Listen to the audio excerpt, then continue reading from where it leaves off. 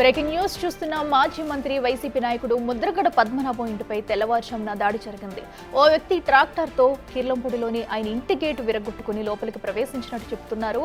ముద్రగడ కారును ట్రాక్టర్తో ఢీకొట్టాడు. పెద్ద శబ్దం రావడంతో ముద్రగడ ఇంట్లోంచి బయటకొచ్చారు. ట్రాక్టర్తో వచ్చిన అతన్ని పట్టుకోగా అతను జై జనసేన అంటూ నినాదాలు చేసినట్టు చెబుతున్నారు. అతన్ని పోలీసులకు అప్పగించారు.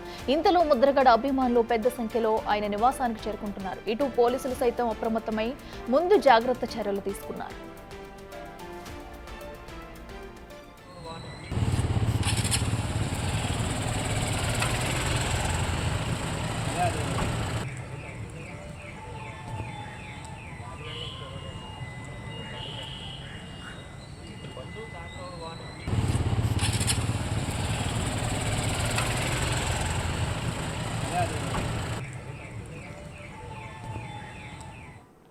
ఇదే అంశానికి సంబంధించి మరింత సమాచారం మా ప్రతినిధి శివశంకర్ అందిస్తారు. శివశంకర్, చెప్పండి.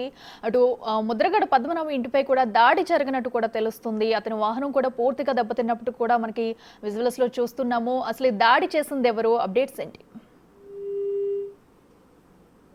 ఈ రోజు ఉదయం తెల్లవారుజామున 3 గంటల సమయంలో అయితే ముద్రగడ పద్మనాభం ఇంటిపై అయితే దాడి జరిగింది. మాజీ మంత్రి వైసీపీ నాయకుడు ముద్రగడ పద్మనాభరెడ్డి నివాసంపై దాడి జరిగింది. ఈ దాడిలో అయితే అతని కారు కూడా డ్యామేజ్ అయ్యి పెద్ద సౌండ్ రావడంతో అయితే ఇంట్లోంచి బయటకు వచ్చారు. అయితే ఆ ట్రాక్టర్ మీద వచ్చిన ఇవి కూడా జై జనసేన అంటూ హల్చల్ చేస్తూ వీరంగం సృష్టించినట్టుగా కూడా